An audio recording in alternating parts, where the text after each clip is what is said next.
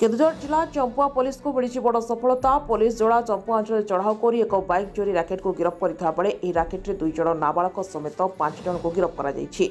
एक सांबादिक सम्मेलन में चंपुआ एसडीपीओ विजय कुमार मल्लिक सूचना देते।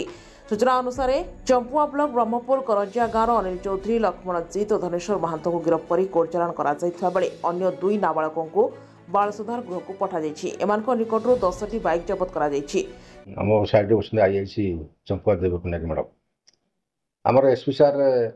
प्रत्येक सब्जेक्ट दीटा स्क्वाड फंक्शन करते स्क्वाड 1 2 और प्रथम स्क्वाड 1 और आम आईआईसी चंपुआ मैंने खबर पाइले जनक घर 3टा मोटरसाइकेल अच्छी बोली तेणु सस्पेक्ट कले तेणु कलापर घर कि आमर जड़े आम टीम जाते जाकि इनक्वारी कला देखा 3टा गाड़ी बाहर मोटरसाइकेल से मोटरसाइकेल कौटू आनी पचार सी तो कौन गाड़ी डॉक्यूमेंट्स दे पारा ना तेणुक से गाड़ीटा को आम से जबत कलु जबत करके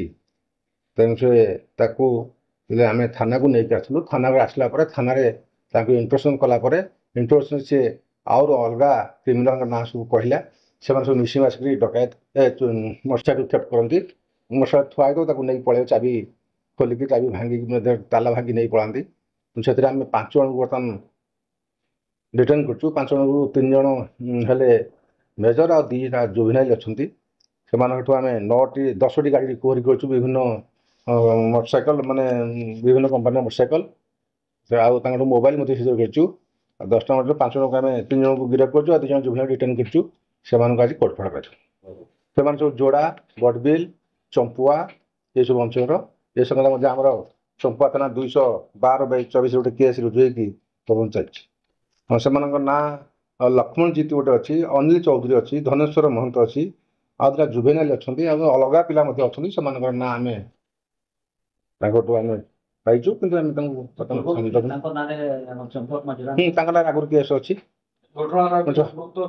हाँ अलग आहरी अच्छा 6 जन अच्छा आम गिरफ्त कर गिरफ्त करूँ सर जो पूर्व कहले जन घरे थिला 3 से लोक कोटिकार से लोक ना हूँ लक्ष्मणजीत घर हूँ ब्रह्मपुर करंजिया आम चंपुआ थाना अंडर।